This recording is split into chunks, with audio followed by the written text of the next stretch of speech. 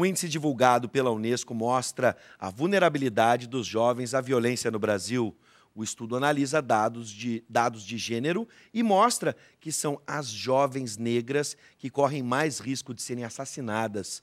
Sobre este assunto, nós vamos conversar com a especialista em segurança pública e socióloga, Aline Kerber, e com a doutoranda em sociologia pela URGS, Suelen Aires Gonçalves. Sejam bem-vindas. Obrigada. Muito obrigada.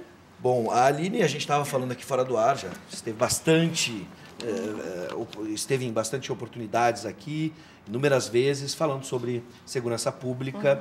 E esse é um dado que a gente, de certa forma, não se surpreende, não gostaria de receber, mas não se surpreende. Ao longo do ano, a gente tem falado como a violência tem atacado muito mais quem está na periferia, especialmente jovens negros. E agora o recorte traça um perfil em cima das jovens negras.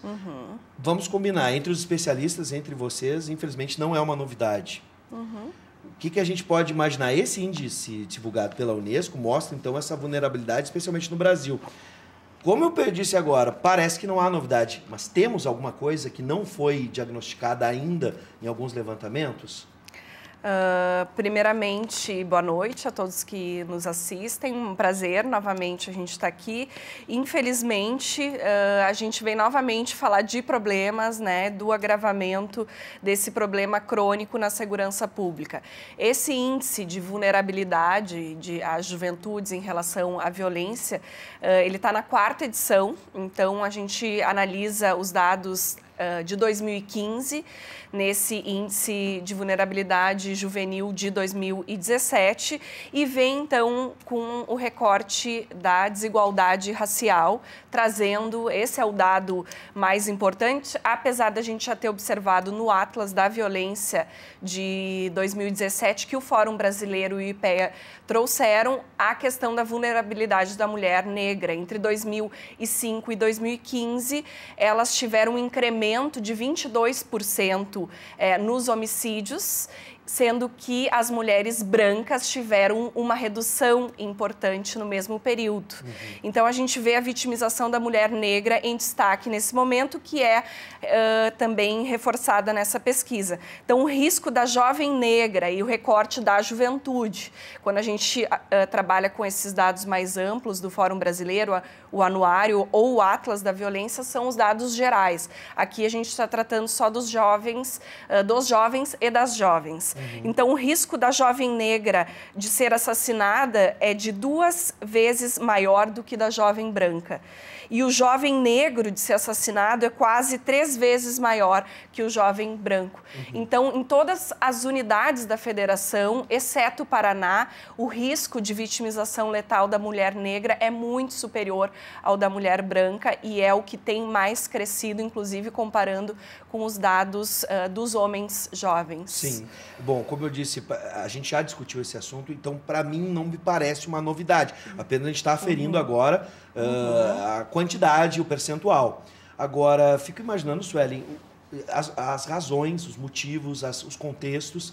Algumas coisas a gente já discutiu aqui também, né? A gente tem a violência contra a mulher, né? Uma sociedade machista como a nossa. A gente tem aí a desigualdade racial, está bastante evidenciada nesse recorte, né? Mas existem algumas outras coisas que talvez esse levantamento não tenha mostrado para a gente, algo que a gente ainda não discutiu sobre esse assunto? Sobre o assunto e sobre, acredito que ele foi feliz, esta pesquisa, em trazer alguns elementos para compreender esse fenômeno, né? Que não é um fenômeno isolado. Né? E aí ele apresenta alguns que eu vou lembrar aqui, algumas dimensões da violência para a gente compreender esse fenômeno. Então, pensar a violência entre os jovens, né? O diálogo, né? Compreender também a questão do mundo da educação, no caso, o acesso à educação ou o não acesso à educação, no caso, a sua frequência escolar. O debate, que também é importante a gente refletir sobre o mundo do trabalho, que acesso essa juventude está tendo ou não de acessar o mundo do trabalho. E um ponto importante é refletir o índice de pobreza das cidades do nosso país. Então, pensando essas dimensões, né, e compreendendo esses indicadores para compreender esse fenômeno do que seria, então, esse índice de vulnerabilidade, a gente consegue compreender as dimensões que estão também esses jovens inseridos, né, nesta sociedade que bem você apresentou, tem um recorte nítido, né, do debate de gênero, né, e também da questão racial, que também acredito que foi, nesse último período, nesses materiais que a Aline apresenta do Fórum Brasileiro de Segurança Pública, do mapa da violência e do Atlas, esse último período também teve uma dedicação a fazer esse recorte também racial para apresentar com mais nitidez esses dados. Então, também é importante ressaltar. O que a gente ainda não... Só para não deixar passar, essa dimensão leva, então, às conjecturas que a gente fica imaginando, por exemplo, a falta de acesso ao mercado de trabalho, o índice de pobreza e aí a entrada do tráfico dentro das periferias também, onde aí temos o poder do dinheiro ali dando acesso ou oportunidade, disputando jovens com o mercado de trabalho. Claro. A gente vê que não tendo escola, não tendo trabalho, que alternativas esses jovens vão ter? Né? O IPEA tem duas análises estatísticas bem interessantes. Uma é que a cada 1% a mais de jovens que não estão na escola, aumenta em 2% os homicídios, os crimes violentos letais. E a cada 1% de jovens que não estão empregados, aumenta em quase 3% os homicídios. Então, a gente já consegue estatisticamente ter essa comprovação com números, que é importante com números, né? Deixa eu lembrar para o pessoal que está em casa, se você quer participar, tem perguntas para as nossas especialistas, ou quer participar dessa reflexão que estamos fazendo, você pode fazer isso pelo WhatsApp. 99588-2374, 99588-2374, mande mensagem de texto, o espaço está aberto. Por favor, Aline. A questão que eu acho que deixa a desejar nesse índice de vulnerabilidade juvenil, fazendo recorte, então, de gênero e também de raça, que é a primeira vez que a gente tem um estudo, é a questão da diferença entre homicídio e feminicídio, quando se fala, então, da mulher vítima dessa violência letal, que não apresenta esse dado e que a gente vem fazendo importantes apontamentos que seria fundamental a gente ter essa diferença, né? Que seria o feminicídio seria o homicídio causado pela questão de gênero, ligado como, por exemplo, a violência doméstica e familiar, né? O Rio Grande do Sul tem uma subnotificação em relação a esse dado. O anuário do Fórum Brasileiro demonstrou isso, que nós estamos abaixo da média nacional, que seria em torno de 53%. Nós notificamos como feminicídio em torno de 1/3 dos homicídios relacionados com mulheres. Então, esse estudo não traz esse dado e que é uma necessidade para a gente construir políticas públicas eficazes, eficientes e que apresentem resultados importantes para a gente garantir direitos e de fato, assegurá-los, né? Agora, onde a gente imagina isso, Suelen? Por exemplo, no caso das mulheres, especialmente no feminicídio, há ainda não só a não classificação, a não tipificação, mas a gente ainda encontra barreiras, por exemplo, nas investigações, se coloca tudo na mesma panela, é um assassinato, ponto, e não se determina o contexto, tudo aquilo que a gente já estava levantando e que a Aline lembrou agora, e isso ainda passa também pelo Estado, também, por reconhecer isso, para que a gente possa ter políticas públicas efetivas? De fato, o crime de feminicídio em si, sendo tipificado como, é muito recente no nosso país. Ele é do ano de 2015, né? Mas o debate sobre, no nosso país, na América Latina, já tem um certo acúmulo, né? Inclusive, esse ano é o ano que, infelizmente, a gente, né, é uma data dos 40 anos de um crime de feminicídio, né, que foi o caso da Ângela Titiniz no Rio de Janeiro, que, digamos, trouxe a pauta para a arena pública, né, né, digamos assim, né, que foi um caso emblemático que ganhou o cenário, a cena, né, teve todo um aparato também midiático sobre este caso, que trouxe a pauta, né, para o centro do debate, né? E aquele momento histórico já existia o debate de quem ama não mata. 40 anos depois ainda temos que falar o que é feminicídio, né? Que não é um crime passional, que não é um crime motivado pela razão, pela paixão, pela emoção, pelo né? amor. Pelo amor. Se confunde muito né? isso. De que maneira que a gente é um crime que majoritariamente poderia ser evitável se tivesse, né, uma rede de proteção, políticas públicas para enfrentar a violência contra as mulheres. Né? Essa é a grande questão. Na visão de vocês que são especialistas, o problema são as políticas públicas, a falta de informação. Uma coisa leva a outra, né? A falta de informação, aí não se determina políticas públicas específicas, por exemplo, para o feminicídio. E isso a gente Com toda certeza. É a política pública que define a política. Isso a gente já consegue generalizar, digamos assim. Sim. Né? Falta políticas públicas. Por exemplo, Patrulha Maria da Penha. Falando então de feminicídio, existe a Patrulha Maria da Penha no estado do Rio Grande do Sul? Olha, aqui eu não me lembro da gente noticiar, por exemplo. Então, assim, e era uma política importante para a gente controlar as medidas protetivas. Na Zona Leste, o Guilherme está me lembrando aqui, eu tenho apoio do meu diretor, né, que está me lembrando que na Zona Leste de Porto Alegre. Mas mesmo assim, Guilherme, na Loma do Pinheiro, né? Mas mesmo assim são ainda tímidas essas ações, pelo que a gente imagina. Não, já foi encorpado, né? Já foi uma política pública encorpada e hoje não existe. O que a gente percebe é que as políticas públicas não são sustentáveis ao longo do tempo, tem muito a ver com a falta de diagnóstico, de avaliação, a mudança de gestão que não se permanece, então, com boas experiências, com boas práticas, porque vem de um outro governo. Então, que são obstáculos para a gente construir políticas públicas efetivas. Troca o governo, troca a política, ou troca a força ou o grau, por exemplo, em cima de uma ação dessas, as coisas. Porque uma política pública, me corrija se eu estou errado, não dá resultado de um dia para o outro. Não.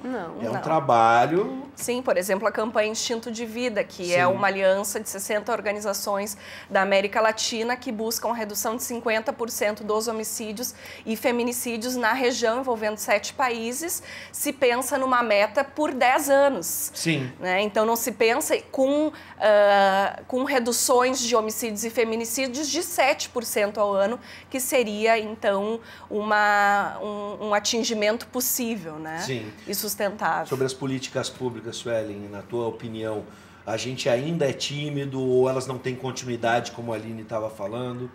Pensando que nós somos um país continental e pensando o tema relacionado à violência contra as mulheres, né?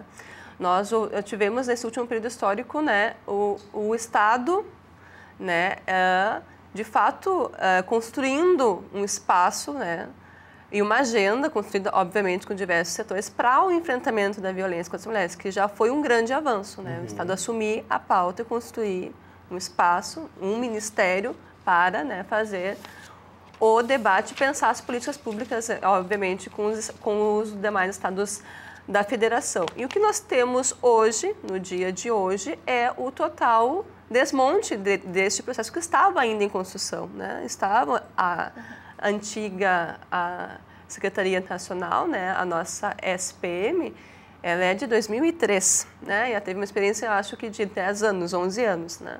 Então, você pensar uma rede, né, que é um debate que quanto mais espaços de portas que essas mulheres vítimas possam acessar, né, os seus direitos, né, mais espaços elas deveriam ter de acolhimento, infelizmente, enquanto existia um movimento de expansão, né, para a gente pensar mais espaços, mais portas de entrada e de saída de um ciclo de violência, nós tivemos um momento de ruptura, um momento de, digamos assim, em vez de avançar, de recuo. Né?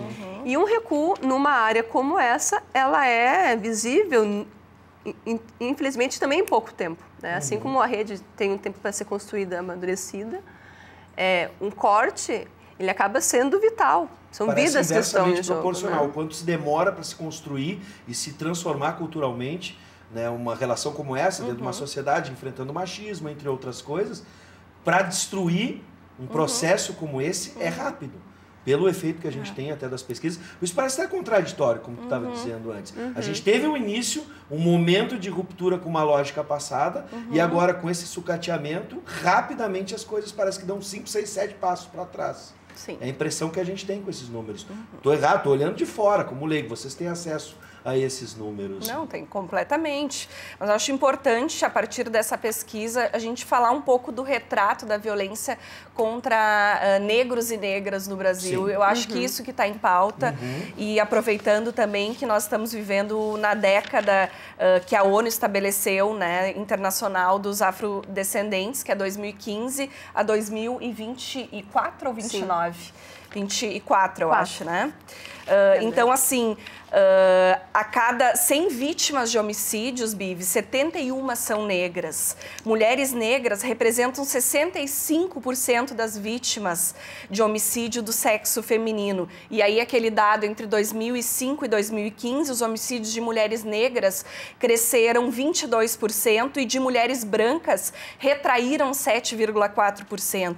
E aí a gente pode pensar, mas e os policiais negros? E os policiais que também são vítimas dessa violência? Também 56% entre 2015 e 2016 eram negros. Então, são policiais e não policiais negros que são vítimas da violência. Pessoas mortas em intervenções policiais, majoritariamente negras, 76%. A filtragem racial e a seletividade do sistema penal em relação aos negros e às negras está muito clara. E aí, por exemplo, em assédio, 44% das mulheres negras sofreram assédio numa pesquisa aqui do Fórum Brasileiro do Retrato da Violência, e 35% das mulheres brancas. Então, aí passa também a questão do transporte público, medo de circular nos espaços públicos, de ser assassinado. 81% dos negros têm medo de ser assassinado, né? Então, assim, é um absurdo viver dessa forma. Que garantia a gente está dando de direitos e de viver de forma livre Sim. para a população de negros e negras? E isso afeta agentes da segurança e a sociedade. Bom, a gente tem aí confrontos de visões de mundo, algumas pessoas têm uma outra forma de interpretar e aí a gente deixa o espaço aberto. Eu quero a opinião das nossas, gostaria da opinião das nossas especialistas, o Alexandre de Alvorada.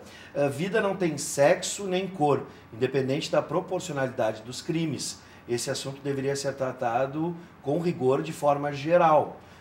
Com certeza, violência sem dúvida nenhuma, Alexandre. A gente não quer para ninguém. O que a gente está chamando a atenção é que há um recorte e esse recorte mostra uma seletividade bem evidente. Gostaríamos de concordar com o Alexandre, não é, Gostaríamos, certamente. Mas não é o que os números, as estatísticas nos mostram totalmente ao contrário.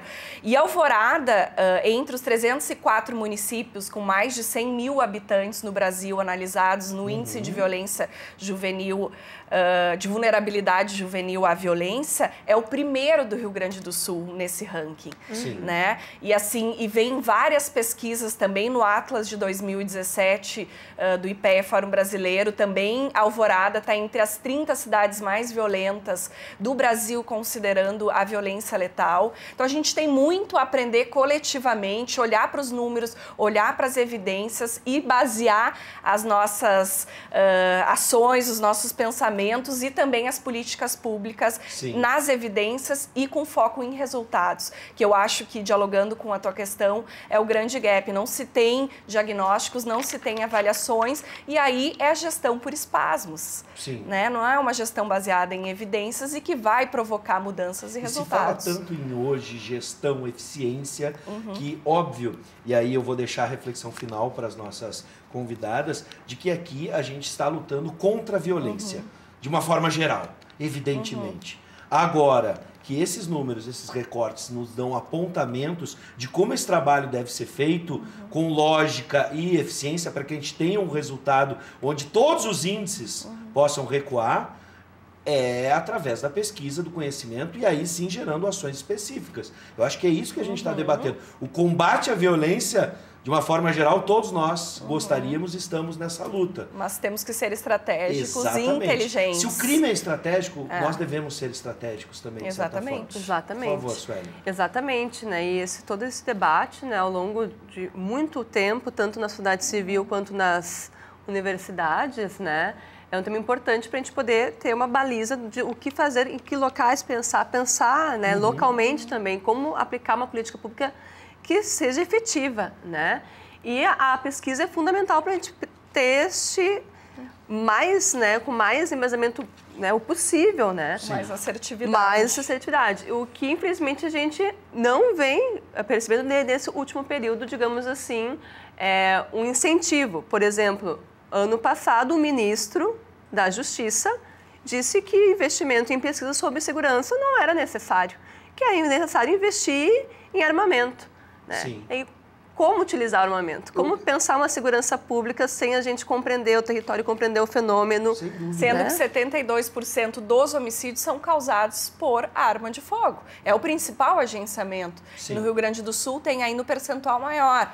Então, assim, tu vê que os governantes, quem está construindo e decidindo as políticas públicas, também não acreditam, né, nas evidências, e que é um grande entrave para a gente avançar nessa agenda. O Marcelo de Gravataí, ele diz o seguinte pelo WhatsApp, 99588-2374, aquilo que começamos a conversa, a percepção do Marcelo foi a mesma. Seja bem-vindo, Marcelo, boa tarde. Infelizmente, o que está sendo dito não é novidade, infelizmente. A solução todos sabem, educação, acesso a ela e oportunidades. Bom, meninas, para fechar, eu gostaria... Vou deixar um raciocínio, não sei se vocês vão concordar. Parece que nós não estamos sabendo como salvar os nossos jovens, né? Estejam onde estiver, principalmente na periferia. Nós não estamos sabendo salvar os nossos jovens, mas parece que o crime, as facções, sabem onde recrutar. Sabem onde estão buscando, eles sabem muito bem o que estão fazendo. E parece que nós não estamos sabendo. Chegou a hora da gente virar esse jogo. Eles sabem muito bem onde as coisas estão acontecendo e parece que tem gente aí no governo que não quer ver isso. Acho que a partir de agora, a pesquisa de cada uma de vocês, de todos os pesquisadores, se torna fundamental. E que a população entenda isso e trabalhe com esses números. Não achando que simplesmente os números são frios, é bobagem. Tem mais uma participação? O Osiel.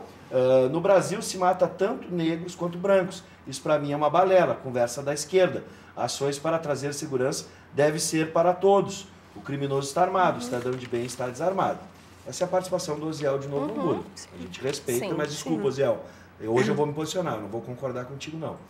Contra números não há discussão. A gente está vendo esse recorte aí. Sim. É difícil brigar contra essas pesquisas. O Mandela já dizia, né? Ou a segurança é para todos ou não é para ninguém. Então, é o jovem negro que morre, é a jovem negra que morre, mas a gente vive também num pânico social. Sim. Temos medo de circular à noite, sair de casa, de entrar em casa, de ser vítima de um assalto, especialmente de residência e de carro. Ou seja, né? Morre os jovens negros pobres de periferia, que a gente não enxerga e acha que somos nós, os brancos, que morremos, mas, na verdade, nós também enfrentamos o medo coletivo, esse pânico, achando que seremos a próxima vítima e que essa lógica é muito alimentada pela espetacularização da violência, pela ideia de que mais polícia e mais arma é o que vai resolver, mas as evidências nos mostram que isso não resolve, só aumenta o problema que é crônico na segurança desde a década de 80. Bom, vamos refletir sobre. Suelen. Gostaria de trazer alguns elementos para a nossa reflexão, né? Primeiro, a gente pensar aonde estamos, a construção social do nosso país. Eu acho que também a gente precisa pensar sobre essa perspectiva, né? Um país racialmente dividido, com essa construção racial muito presente, de corpos que são racializados, alguns sim, outros não, e que a gente percebe nesse processo de uma colônia que fomos durante muito tempo, da construção, né, de um processo de escravidão e de um não rompimento com esse sistema. Minha avaliação hoje, pessoal, nós não conseguimos romper com um sistema que alguns corpos têm valor, podem ter vida, outros não têm valor, podem ser exterminados. Então, há uma política nítida de extermínio de uma população. Em algum momento, eu avaliava que era um extermínio do homem jovem negro. Não é isso. Nós estamos percebendo que existe homens negros adultos, homens negros jovens também sendo executados, mulheres adultas e mulheres jovens. Então, nós estamos num passo, né, a passo de um extermínio de uma população como um todo, que é a maioria desse país. Somos 54% desse país e nós estamos vivendo um genocídio do povo negro. Não é só da juventude negra, não é só da mulher negra. É de um povo como um todo. O que fazer? Temos inúmeras questões para refletir sobre. Um ponto importantíssimo que eu gostaria de deixar aqui, o acesso a armas no nosso país, né? Quem acessa a arma quem mata e quem morre, né? Para a gente refletir. A arma não nasce nas periferias. De algum lugar ela vem. Assim como as drogas, elas não estão só nas periferias. De algum lugar ela vem, aonde chega e para onde vai. Então, o debate sobre as drogas nesse país é um tema que a gente precisa enfrentar com muita tranquilidade, maturidade e responsabilidade, e o acesso às armas de fogo nesse país. Bom, meninas, obrigado pela presença de Obrigada. vocês. E independente você aí de casa que pensa achar que qualquer tipo de discussão que envolva uma solução para a violência no Brasil ser bobagem, não é assim que a gente vai resolver o problema. Sejam sempre bem-vindas. O debate está aberto para a opinião de todos, mas que todos possam discutir. E que a gente pare de interditar os debates. Achar que isso é bobagem, que isso é besteira.